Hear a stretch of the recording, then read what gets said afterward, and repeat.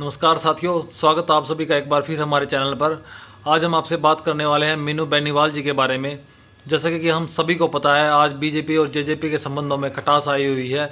दोनों ही एक दूसरे पर आरोप प्रत्यारोप की राजनीति कर रहे हैं और अब अजय चौटाला जी ने एक बहुत ही अहम जिम्मेदारी सौंपी है मीनू बेनीवाल जी को कि इन संबंधों को सुधारा जा सके और इस कार्यकाल को पूरा किया जा सके। दोनों ही एक साथ इस कार्यकाल को पूरा करें।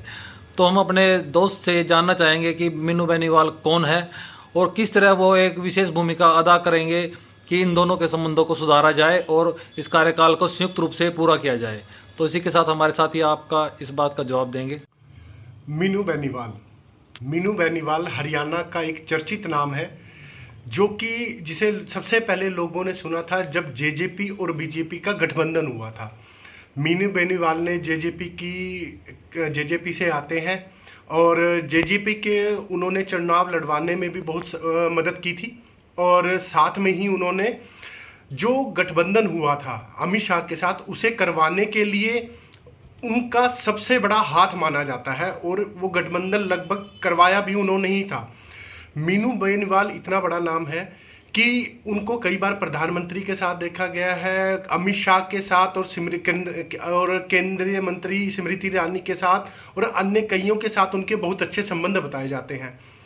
मीनू बेनीवाल बेसिकली इलाहाबाद से है और हरियाणा की राजनीति में अभी कुछ टाइम से ही सक्रियता उन्होंने दिखाई है, मगर इस थोड़े ही टाइम में उन्होंने अपना बहुत बड़ा नाम किया है।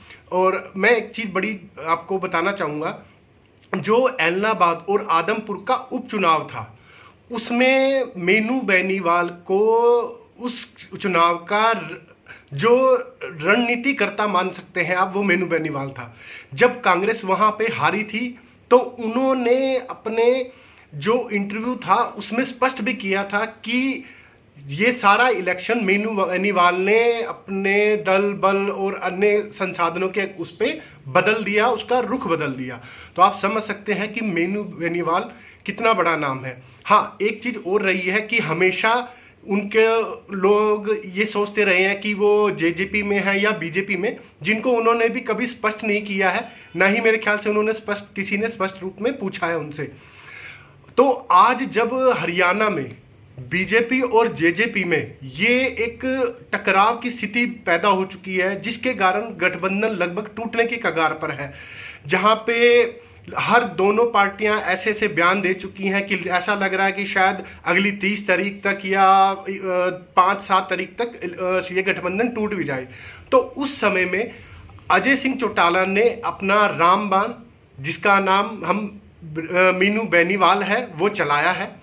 उन्हें कहा है कि किसी तरह से वो बात करें और ये जो टकराव की स्थिति है इसको कम करवाएं और किसी तरह से ये गठबंधन ना टूटे, ताकि सरकार सही से चल सके और पार्टी अपना जो वर्चस्व है वो रख सके। क्योंकि इस समय अगर दोनों का गठबंधन टूटता है तो इसमें ज़्यादा नुकसान जेजेपी का होता दिख रहा है और कोई नहीं चाहे, जेजेपी में भी नहीं चाहेंगे कि वो इस समय गठबंधन टूटे। हाँ, ये अलग बात है कि बीजेपी अपनी लोकसभा की 10 सीटों पर लड़ना चाहती है और उसके कई मंत्री और कार्यकर्ता नाराज हैं कि वो उस दिग्विजय चौटाला सिंह की पावर हमेशा ज़्यादा रही है और दुष्यंत चौटाला की हमेशा पावर ज़्यादा रही है, तो इस वजह से उनका विरोध भी बहुत है। तो इस कारण शायद अभी बीजेपी उनसे अलग होना चाह रही है और उसी दौरान जेजेपी एक रास्ता तलाश रही है ताकि गठबंधन